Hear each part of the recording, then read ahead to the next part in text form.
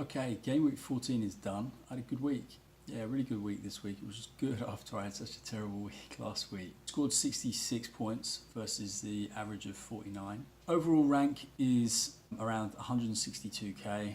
And here's the team. I'll talk you through it quickly. Obviously, really strong at the back. I picked 5 defenders, hoping that there would be some clean sheets around, and it just didn't look like a great weekend for a lot of my attackers, and luckily things really worked out for me. So Hennessy and Wan-Bissaka got a clean sheet.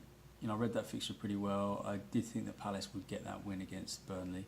Alonso and Robertson got a clean sheet as well. Doherty got a goal. So the only disappointment really here was Hector Bellerin, whose place I think is a bit under threat. I can't get over just how incapable Arsenal are of defending, despite the fact that they played great in that win against Spurs. And then overall, I started with Aguero as my captain after signing Sterling last week, and of course he was dropped completely. So Sterling stepped up to become my captain because I had him in as my vice captain, and he did great. Obviously he got a goal and got 9 points overall, which doubled up to 18.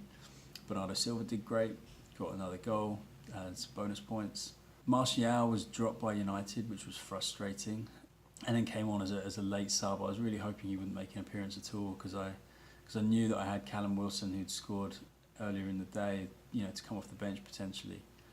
But didn't happen. But I'm glad that Callum Wilson is still scoring goals and feel good about having him in my squad. And then Richarlison did pretty well in that tough game away at Liverpool.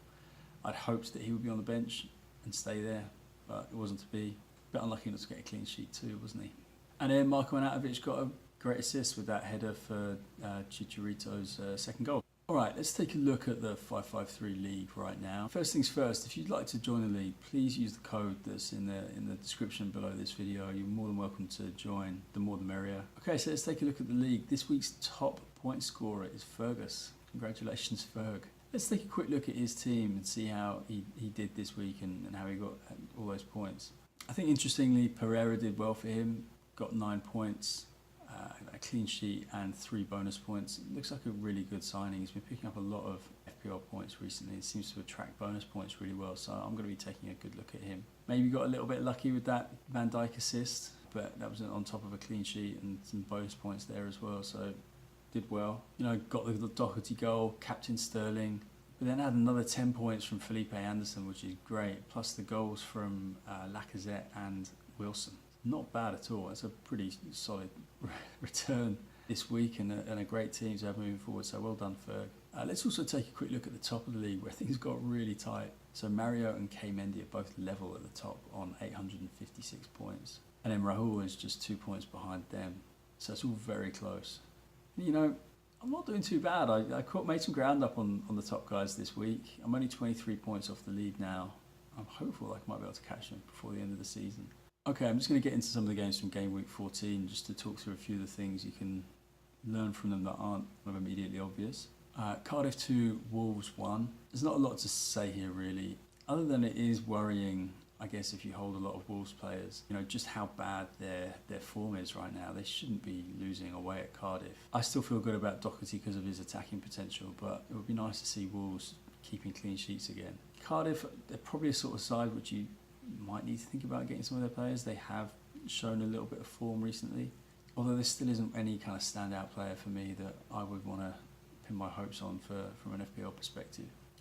Chelsea 2, Fulham 0. I think the main story here is Kante getting forward, and I think the build-up for the goal that Pedro scored, where Kante wins the ball high up the field and then turns defence into an attacking opportunity almost immediately, is exactly what Sarri wants out of him. So that's kind of encouraging and worth keeping an eye on. And then from a Fulham perspective, Callum Chambers had a couple of good chances in this game. It looks like he's been moved into midfield, which is interesting. A bit like Doherty, that means I think he's classified as a defender, but he's playing in midfield and getting chances to get forward and to score. I think he's a bit rubbish overall, personally, but I mean, he was signed by Arsenal. So maybe there is a player in there, and if maybe he is a midfielder, and that actually him playing in midfield could be an opportunity. It's worth watching next week just to see whether he's getting forward in that game as well. But the fact that he was against Chelsea is pretty encouraging. Arsenal 4, Spurs 2. This result actually flatters Spurs a little. There's no way that Dyer header should have gone in. Spurs' first goal, and then their second goal was a pretty dodgy penalty. So they were a bit fortunate to get the 2 goals and to take that lead in the first half in this game. So overall they were pretty poor. Juan Foyth made another mistake here. I've got a mate who's a Spurs fan who tells me that Foyth is fantastic at playing the ball out from the back and that they all rate him really highly as a result of that. But I just see mistakes all the time. I am not convinced by him.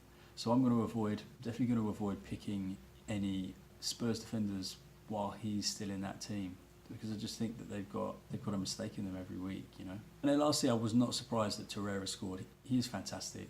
Really, he's there to win the ball back and to break things up in midfield. I mentioned him last week because he had that great shot against the post against Bournemouth. He's really worth looking at as an option. No one's really talking about him. He's only 4.9 million. And if Arsenal continue to play well and they've got this fixture swing coming up, he could be a great budget weight to have in your team who could land some points as well. Man City 3, Bournemouth 1. Guys, Bernardo Silva, he's been my secret weapon all season. I think he's great. He just quietly picks up points very consistently and doesn't cost a fortune.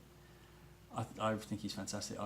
He's probably the last player I would lose at the moment. I think he's a brilliant player. Wilson nearly got another in addition to the goal that he got after a great cross from Josh King. Sterling could have had another. Sané was very unlucky not to have 2 assists. So still feeling very positive on Sterling and Sané. Still feeling good about Wilson. Feeling better actually than I did last week. Southampton 2, Man United 2. I'm just so frustrated that Jose dropped Martial, so I'm not going to talk about this game very much. Not sure either whether that guy Armstrong at Southampton is the real deal, but he's got 3 goals in his last 2 games. Maybe Southampton fans, you can tell me whether he's really worth signing or whether that's just a kind of a flash in the pan. Then Newcastle 0, West Ham 3. I mean, West Ham were great in this game and Newcastle looked terrible. Felipe Anderson continues to impress. He could have had an assist in addition to the goal that he had. Hernandez could have had a hat-trick. Kind of want Felipe Anderson in my team. Palace 2, Burnley 0. Palace were great in this game. It could have been 5, but of course they can't score, so they only managed to get the 2. Burnley were terrible, but really shaky at the back, low on confidence, barely created a chance, barely really got hold of the ball the entire game.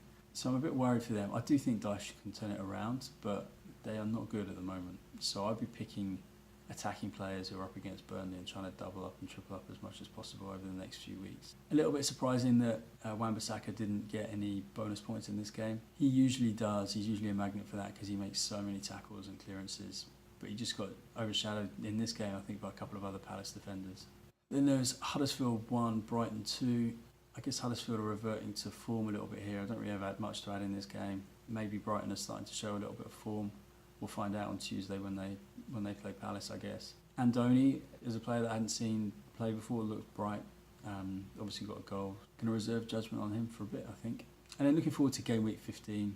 I've made my transfer already. I've brought in Eriksen for Martial. I think in a previous video I said I was going to bring in Son, but I like Eriksen because of his set piece potential. He's back taking lots of free kicks and corners for Spurs, and obviously he can get assists and goals from open play too.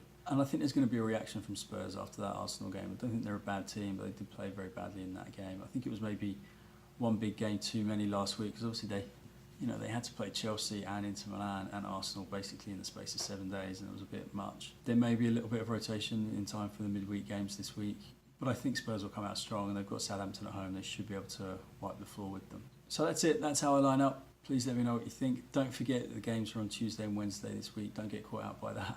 Thanks for watching. If you like this video, please hit the thumbs up, and also please subscribe to the channel. Good luck for game week 15 in the middle of this week, and I'll see you next time. Thanks.